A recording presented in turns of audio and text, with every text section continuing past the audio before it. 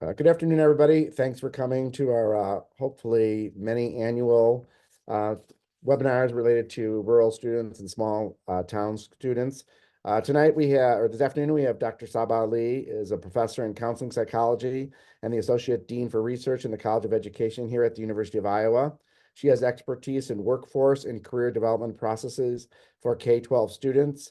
Much of her research focuses on understanding how rural, underrepresented youth make career decisions, emphasizing on helping students overcome barriers to career attainment.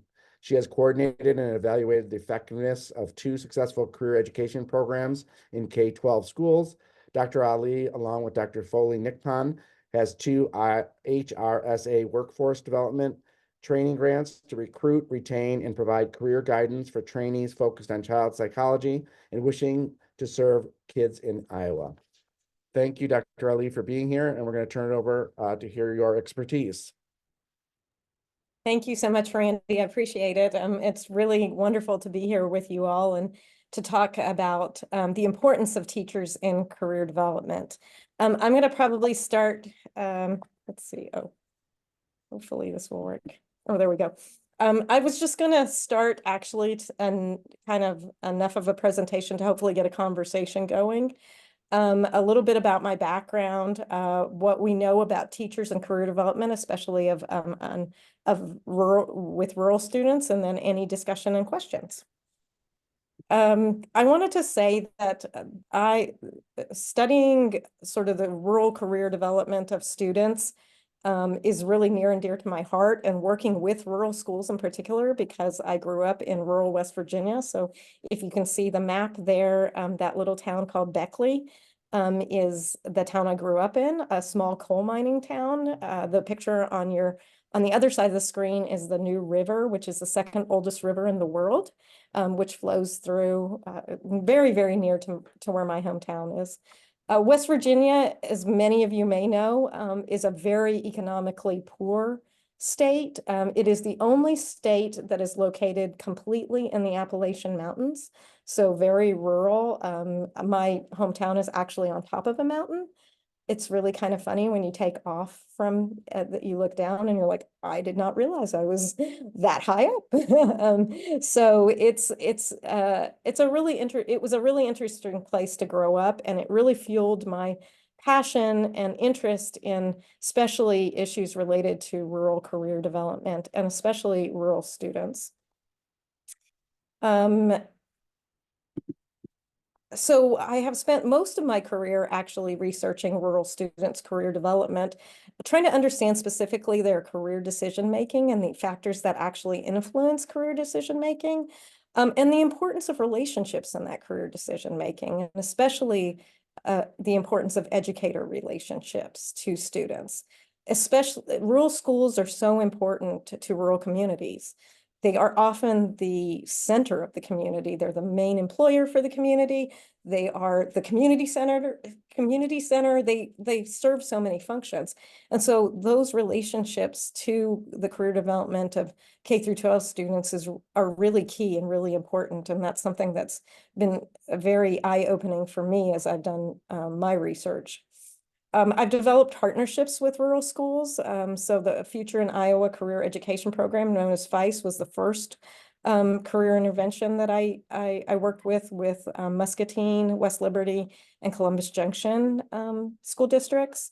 I've run a program called Project Hope for the last 15 years, which is around healthcare careers and trying to expose middle school students in particular to healthcare careers. And then I've partnered with the Bell Blank Center on the TICE program, which is the Talent Identification Career Education program, where we first try to expand the identification process for gifted and talented students, and then try to provide them with some career education component as well. So those are some of the partnerships that I have with rural schools currently going on and in the past.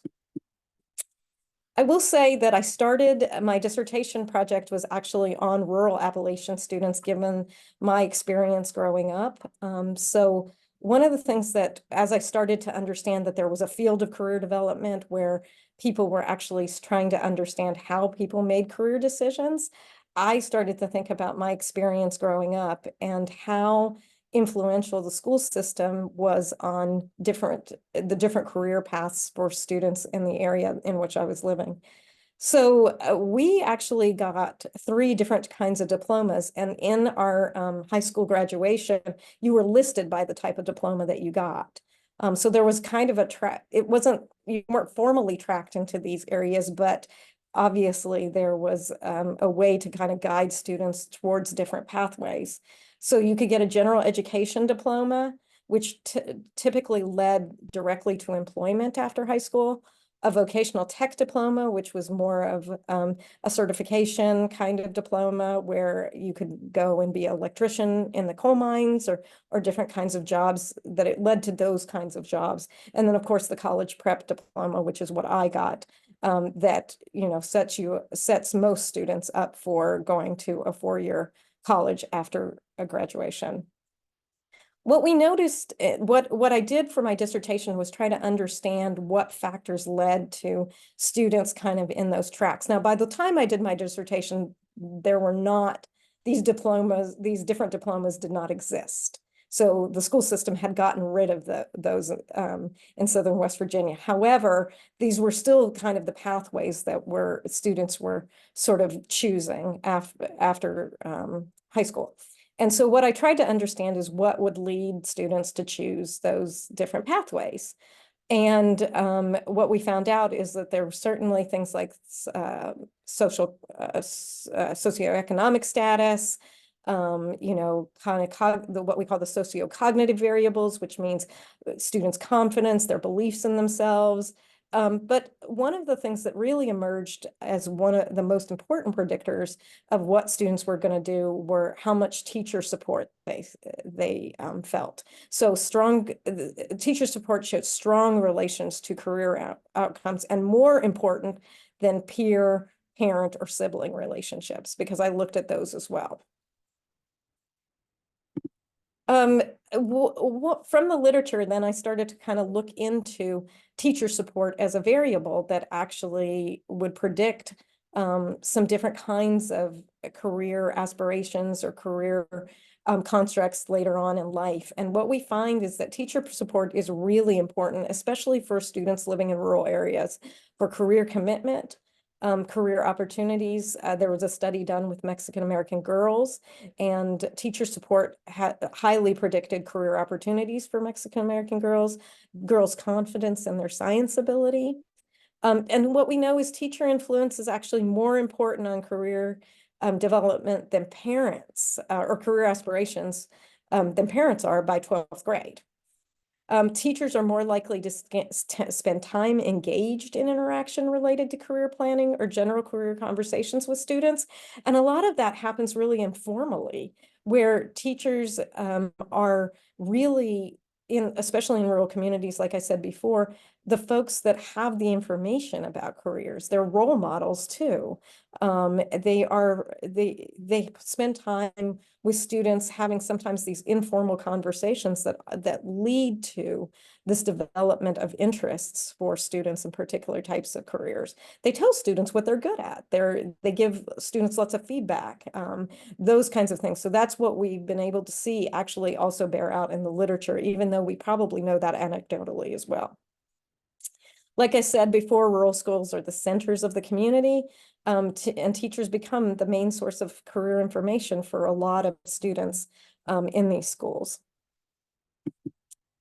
When I came here actually to the University of Iowa, I was really interested in trying to assess what types of support were helpful. That we knew support was important, but what kinds of support were students actually saying is helpful, and from who? One of the things we did as academics, we always try to, define what is going on or what we believe is going on, especially I think as psychologists.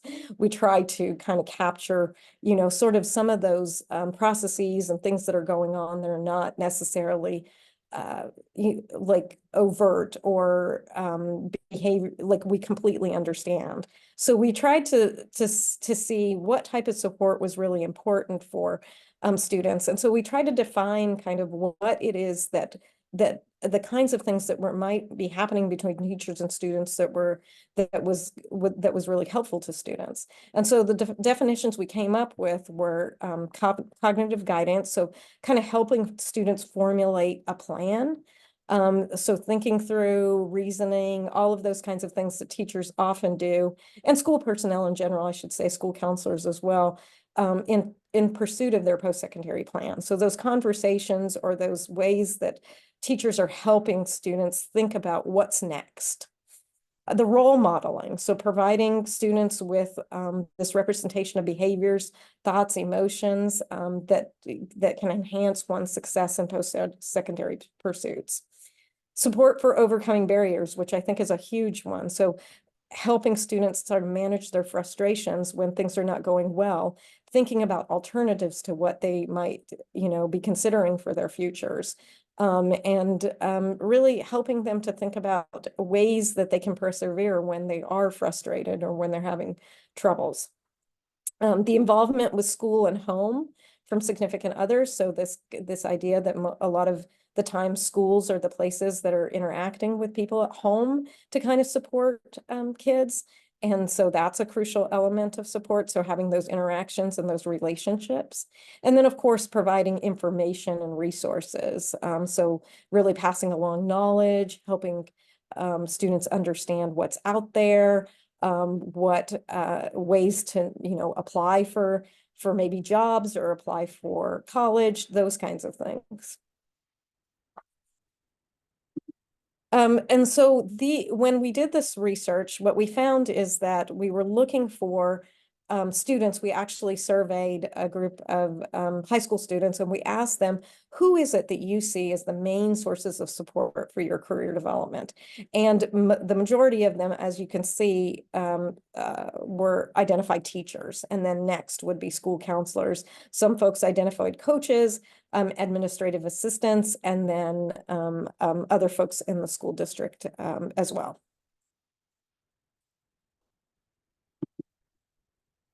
What we found is that academics like to name things that kids don't necessarily think are are correct. So when we looked at all of these together, we didn't find those, the cognitive guidance and those different kinds of elements really make a difference for students. They didn't identify those sources of support. What they did identify is that information was really important to them, that relational piece was really important to them, and then managing sort of the barriers. But they don't differentiate between those types of support at all. What they see is that this person is essentially helping me and providing me what I need. It could be information, it could be emotional support, and maybe some days it's information and some days it's emotional support. So it wasn't like there were different sets of folks providing them different kinds of information, or at least they weren't seeing it that way. They were seeing teachers and school counselors and folks in their school as being sources of information and helpful to them in sort of the ways that they were thinking about career development or the next steps in their future. One of the things I've been kind of interested in too is, and this is more informally because we haven't seen a lot of research come out, is that we know, from the past research that I just talked about, how important teachers are in the career development of students. What we haven't quite studied, because we don't have all the data yet, or at least we haven't published as much of this kind of data, is that during the pandemic, we saw that kind of support really, really shoot up, because a lot of the times teachers were the only people that they may be interacting with virtually through Zoom. So helping students to find hope and belonging during the pandemic, helping students navigate frustrations, challenging students to stay engaged, even though it was sometimes hard during that time. And then connecting schools to career. And then I put in here much better than surveys because I have had lots of conversations with my 15-year or 16-year-old and his friends about this issue of when they get these career surveys that you all may be familiar with, and then don't get to talk to somebody who knows them very well about what these surveys tell them. And so what they say is that talking with their teachers is way better than taking any of these interest surveys that tell them, hey, you should be a lawyer, or you should be a doctor, or you should be, whatever those interest surveys sort of feed back to them is not as helpful as when they get to talk to somebody about their interests, who knows them and knows what their academic strengths are. So one of the things that I've been really involved in, really interested in, and wanted to talk more today about is really the importance of school university community partnerships, and how we've been able to enact some of these to do some career education programming with schools and to capitalize on some of the teacher support. So whenever we work with a school district, using, some of the curriculum that we have developed, the career education programming that we've developed, the teachers are really instrumental in helping us to, one, gain a sense of relationship with the kids, but then also letting us know what's important for that school district. So with Project Hope, for example, I have worked with West Liberty Community School District and Columbus Junction Community School District for about 15 years now. And in those programs, the teachers and the school counselors have been instrumental in helping us establish relationships with the kids, and then also helping us get into the school systems and be part of the communities so that we can make sure that our career programming is as robust and helpful as possible to students. One thing that we've noticed within doing that is trying to understand how we're also providing support for teachers and school personnel as we're partnering with them around these programs. Another program that I'm involved in is the Talent Identification Career Education program through the Bell and Blank Center, which is funded by the Javits grant. And that partnership with middle schools in rural areas has been also really important at helping to broaden participation in TAG programs. So partnering with teachers and school counselors around, and especially TAG teachers around, trying to how do you broaden your talent pool? How do you identify kids who may not, always meet certain benchmarks, but you believe could really benefit from TAG kind of programming?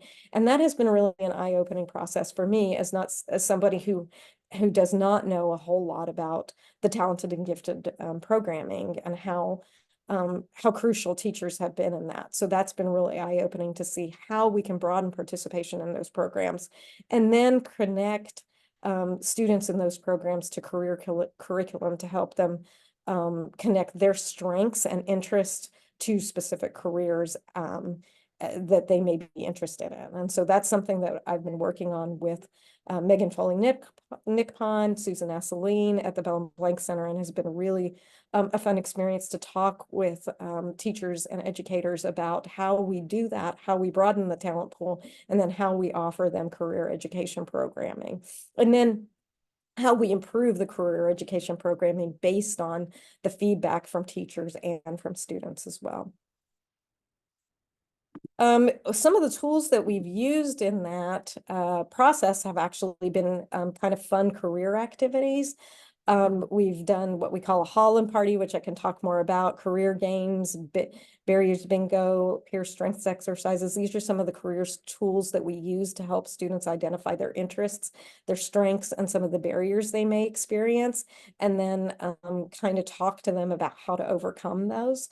And this has been a really fun process to work with teachers on, because what we've seen, at least in the TICE program, is that teachers have vastly improved, the curriculum that we've come up with, and then used it in ways to create, I think, these really strong relationships with students so that they can then, help them think about kind of what they want to do with their future careers, and then connect those back to the academic what they're doing in their academics and schoolwork. And so that's been really fun to see that grow, but to also see how what we think is good career curriculum or good career education program be enhanced by the teachers and educators. We also have seen them make it work for their particular culture in their school district, which has been really, really important. And a lot of the times what happens with researchers, unfortunately, is that we have this sort of one size fit all mentality around things where we think, okay, we've designed this great thing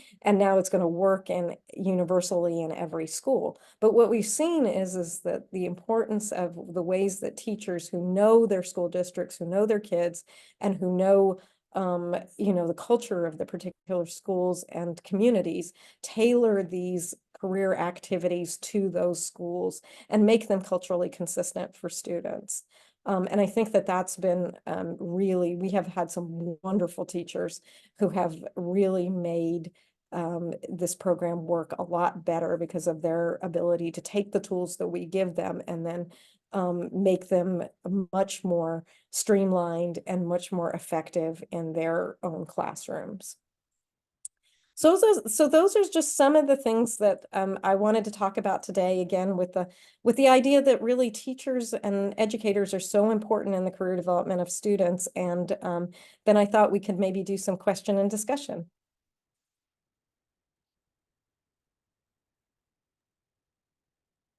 I'm curious, what's barriers bingo? Can you explain it a little bit more, like how the Sure. activity would work? Yeah, Or one sure. of the other activities? Yeah, I mean, the barriers bingo is kind of a game that we came up with where basically we take the bingo card has famous people on the card. So there's a bunch of different famous people on each of the different cards. And we would read some of the barriers that they've experienced. For example, Michael Jordan.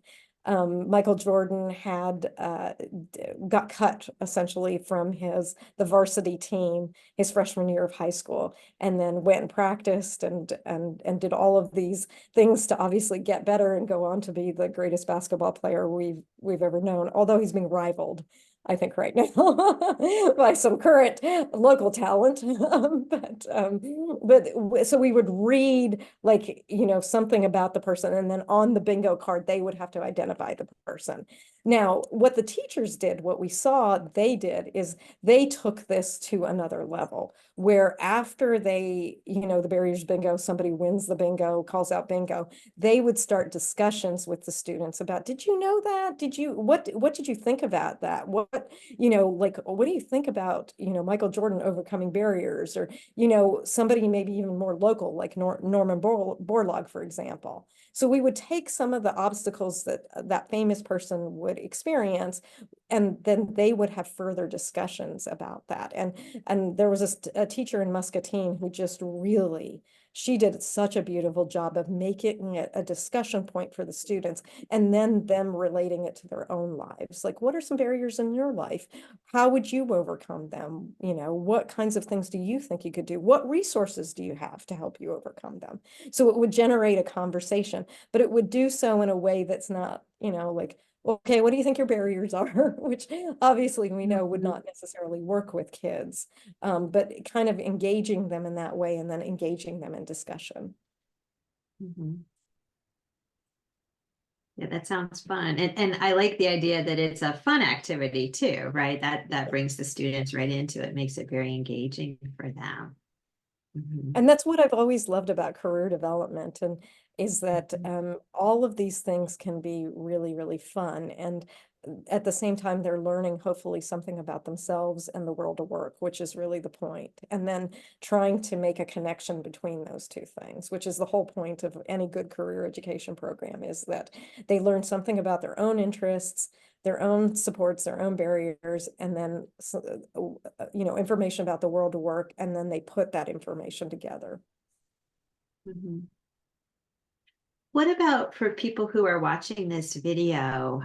Are there some resources that you've developed, or other resources that you would recommend that might help to facilitate some of these conversations with the kids? I think there's a lot of really fun career activities out there. The Holland Party is one that we did not come up with, we just use.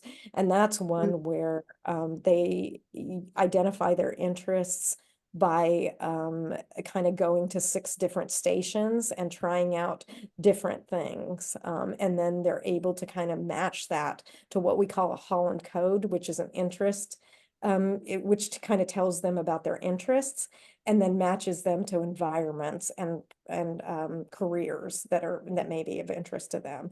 And that one is a really, really fun one. And there's plenty of online resources, I think, for these kinds of activities. We do have the Javits TICE curriculum that we make available to schools that we want schools to use. And then the Project Hope curriculum too is available.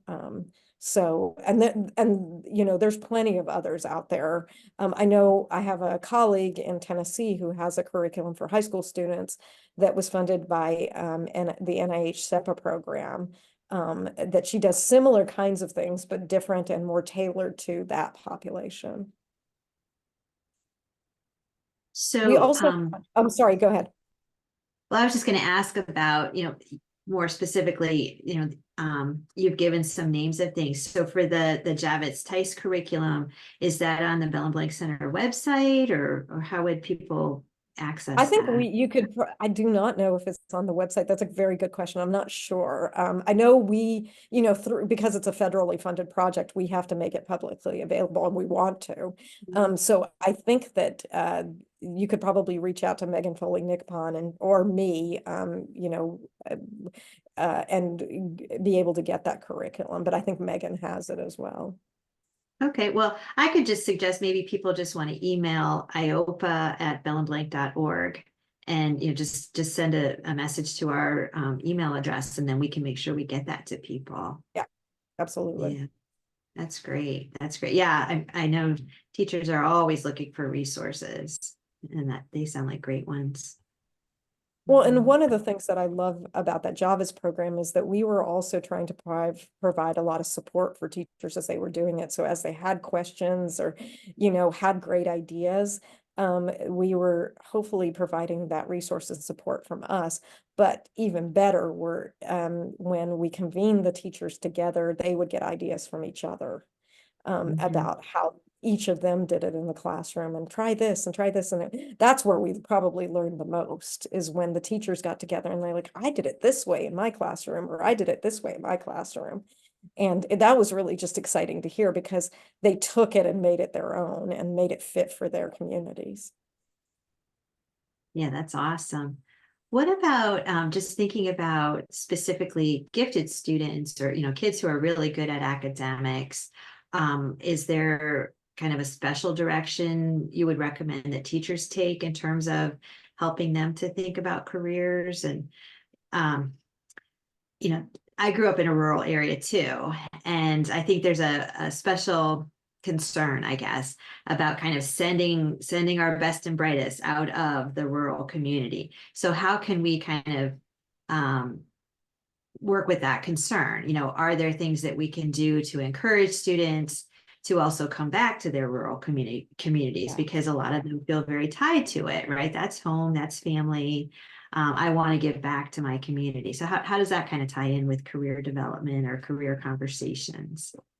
I love that you asked that question because that is one of the things that we have tried to do, especially in both Project Hope and TICE, I think, to really address that is to think about how, and I've done some research that actually suggests you're absolutely right, that most students identify wanting to give back to the community as a reason to actually go into a particular career. Rural students are more likely than suburban students actually to suggest that their community is one of the driving forces for their career aspirations. So that's, I think that, working within that is really, really important. We do have a couple of exercises that we've developed actually to address just that. One of them is a community exercise where we have the kids kind of identify what kind of jobs are available in their community and what kind of jobs are not available in their community. So, what kinds of things would they like to see in their communities? What do they think would make their communities more successful? So again, helping them to tie back their career success directly to their communities. Project Hope actually was one of the reasons that we went with healthcare careers. So HOPE stands for Healthcare Occupations Preparation and Exploration. And we centered it all around healthcare careers because what we know is that rural areas are in desperate need of healthcare providers. And so we thought if we, centered it around healthcare careers, we could also hit that component you're talking about, which is the importance of giving back to the community and then having a job that has career advancement, can provide for your livelihood, but also can be sustained. You can sustain it while living in a rural community. Mhm. So I think it's important to just also have those conversations with students about, if you want to come back here, what makes sense in terms of the kind of future that you, or the kind of career direction you want to go in. Mhm. Oh, yeah, I know, that's so important. I know we're kind of So, nearing our end, but I hate a question that, first of all, I just thought it was really interesting. Once again, another area where teacher relationships are just so important and so key.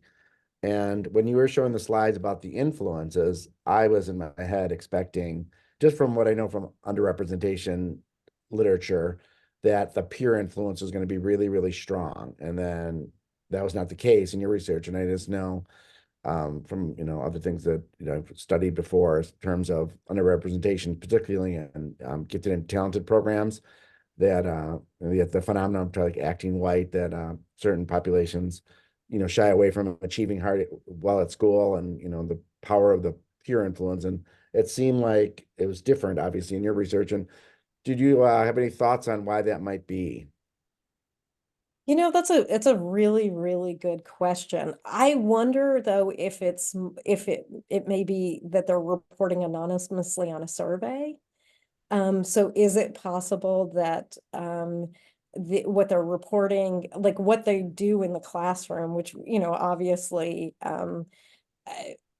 at least our anecdotal evidence, I should suggest, is when we're doing these career education programs, is that what they're doing in front of their peers is different when what they're reporting to us one-on-one when we get that information, that they are looking for information from people that they trust, from trusted adults, mostly from the school personnel, from their teachers, and from the educators. And so I wonder if, the peer relationships are important for other things, maybe social engagement, those kinds of things. But when it comes to career information, they want it from a trusted adult. And most of the time they see the trusted adult as the teachers or the educators in their school districts. Thank you very much. I love I that your research sort of complicates this idea of sort of the environment and the place and the ability to identify students and their talents and their ability to achieve their talents. I'm wondering, do you have any data within your projects that sort of identifies um, the students' success in school with their participation in these career identification or career help programs? Yes, we do have data that suggests that these career education programs can be helpful in increasing career interests. So with Project Hope, we have data that suggests that, students after participating report higher interest in healthcare careers and higher self-efficacy or confidence for those careers. And then stronger, what we call outcome expectations. So believing that a healthcare career is beneficial to their future. So we do have data that I've published that suggests that these career education programs can be helpful. And they're more helpful, I think, when they're domain specific. So with healthcare careers, we focus on a specific domain. In TICE, we focus more generally. And we have not analyzed that data yet, but I think what has been interesting about it is we tried to tie the talents and the talent domains and the strengths specifically together, so that students would be able to identify career interests based on those, but based on those domains. And so we're in the process of analyzing that data to try to understand if that was effective. So we did have a specific session on them understanding their specific strengths, their specific talent domains, and then how does that translate to their specific career interests. Okay. And does that lead to better outcomes in the classroom? Like, are they more highly achieving if they have more focus on a career path, or, have identified a path of interest? That is a good question, and I'm not sure that we have done that level of research yet. But I think that would actually be really interesting in order to, that's what we believe. That's what we would hypothesize, is that the stronger they see the connection between their career interest and their academic, like the academic kind of coursework and those kinds of things, the better they will do in school, is essentially. But that is actually weirdly an area of research that's a little bit lacking. And it's something that Megan and I talk about a lot, because we're really interested in sort of bridging that gap between the academic part of it and the career. For some reason, we've treated academic and career separate. It's a very interesting phenomenon, I think, in most US schools, is that we've treated the academic coursework separate from students' career interests. Thank you. Well, I think we about closed our time together, and thank you so much, Dr. Ali, for sharing your research and answering questions for us this evening. And on behalf of the Bell and Blank Center, thank you everyone for being here.